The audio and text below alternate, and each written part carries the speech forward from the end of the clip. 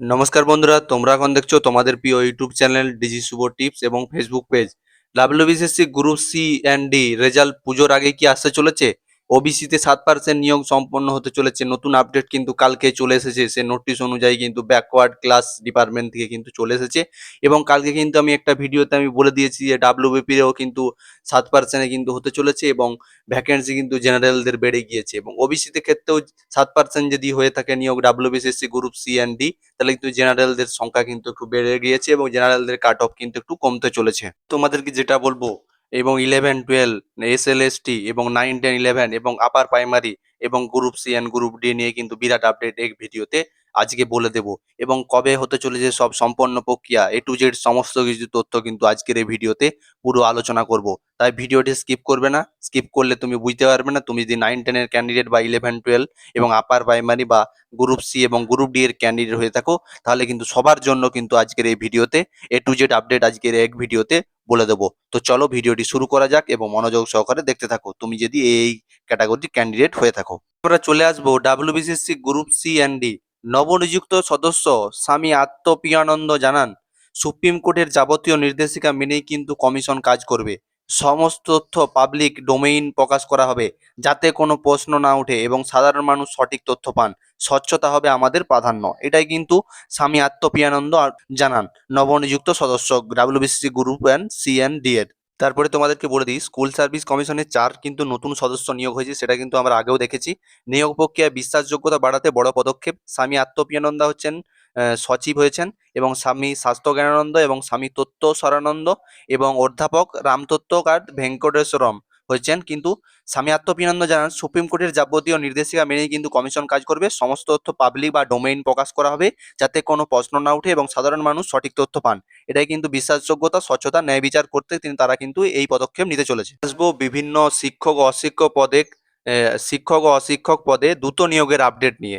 সংবাদ সম্মেলন নিয়োগ প্রক্রিয়াতে দুষ্মন্ত নারিয়ালা এবং চেয়ারম্যান ডাব্লিউবিসিসির হয়েছেন বর্তমান অগ্রগতি বা বর্তমান স্থিতি সম্পর্কে জানানো হয় যে একাদশ বা দ্বাদশ নিয়োগ সুপারিশপত্র প্রদান প্রক্রিয়া নিয়ে খানিকটা সংশয়ের ইঙ্গিত দিয়ে চেয়ারম্যান জানান যে আগামী 14 আগস্ট আদালতের নির্দেশ মেনেই কিন্তু পুরো সিদ্ধান্ত নেওয়া হবে। আদালতের নির্দেশ মেনেই কিন্তু হবে এবং স্বচ্ছ ও নিরপেক্ষ বিশ্বাসযোগ্য নিয়োগের আমাদের লক্ষ্য এবং যোগ্য চাকরি প্রার্থীদের স্বার্থে দ্রুত নিয়োগের প্রক্রিয়া কিন্তু এগিয়ে চলেছে। এক সাংবাদিক কিন্তু জানান একাদশ দ্বাদশের সুপারিশপত্র প্রদান প্রক্রিয়া নিয়ে তিনি কিন্তু আগামী 14 আগস্ট খানিকটা সংশয়ের কিন্তু ইঙ্গিত দিয়েছেন। ইঙ্গিতের সাথেই চলে আসবো সহকারী শিক্ষক নিয়োগে। সর্বোচ্চ আদালতের নির্দেশ মেনেই দ্রুত এই নিয়োগ কিন্তু শেষ করা হবে। 2025-এর এই 39,000 পদের মধ্যে 15,000 জনের কিন্তু নথিপত্র যাচাই কিন্তু সম্পন্ন হয়ে গিয়েছে, সেটা কিন্তু আমরা সবাই জানি এবং আমাদের যাচাই প্রক্রিয়া কিন্তু সম্পন্ন হয়ে গেছে। সেটা কিন্তু নিয়োগ শেষ করা হবে বলে জানা যাচ্ছে। 2025-এর যে 39,000-এর 15,000 জনের কিন্তু নথিপত্র যাচাই সম্পন্ন হয়েছে। তারপরে তিনি এও জানান, আপার প্রাইমারি ও অন্যান্য 2016 সালের অমীমাংসিত 1177 জনের নিয়োগ প্রক্রিয়া ইতিমধ্যে সম্পূর্ণ করা হয়েছে। এছাড়াও 308 জনের বিশেষ শিক্ষকের স্পেশাল এডুকেশন টিচার এর জন্য কিন্তু রিকমেন্ডেশন লেটারও দেওয়া হয়েছে। এটা কিন্তু তিনি জানান আপার প্রাইমারিতে হয়েছে 2016 সালে যে অমীমাংসিত 1177 জনের নিয়োগ প্রক্রিয়া ইতিমধ্যে সম্পন্ন করা হয়েছে এবং 308 জনের বিশেষ শিক্ষকের কিন্তু স্পেশাল এডুকেশন টিচারের রিকমেন্ডেশন লেটারও কিন্তু দেওয়া হয়েছে। তো যেটার জন্য কিন্তু সবাই কিন্তু অধীর আগ্রহে রয়েছে। Group C and group D এতে কিন্তু বহু পরিমাণ বেশি পরীক্ষার্থী পরীক্ষা দিয়েছে এবং উৎসবের মরশুমের আগে কিন্তু প্রার্থীদের দীর্ঘ প্রতীক্ষার অবসান ঘটাতে চলেছে পুজোর আগেই। গ্রুপ সি এবং গ্রুপ ডি পরীক্ষার ফলাফল প্রকাশের আপ্রাণ চেষ্টা চালাচ্ছে কমিশন, সেটাই কিন্তু বর্তমান চেয়ারম্যান ডাব্লিউবিসিসি চেয়ারম্যান কিন্তু তিনি বলেছেন। এবং প্রার্থীদের দীর্ঘ প্রতীক্ষার অবসান এবং পুজোর আগে ফলাফল প্রকাশের কিন্তু আপ্রাণ চেষ্টা চলছে।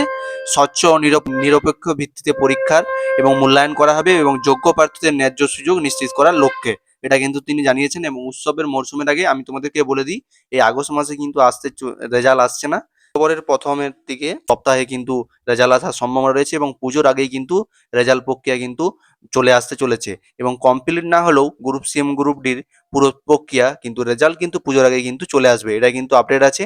এবং এই আপডেটটাই তোমাদের সাথে জানানো ছিল group C and group D নিয়ে। তোমাদের এই পর্যন্তই। এবং ডাব্লিউবিসিএসসি এসএলএসটি 9-10-11 এবং 11-12 সমস্ত কিছু এবং আপার প্রাইমারি যে সমস্ত আপডেটগুলি ছিল সে টু জেড সমস্ত কিছু জানিয়ে দিলাম। এই আপডেটগুলি তোমাদের মধ্যে শেয়ার করার ছিল।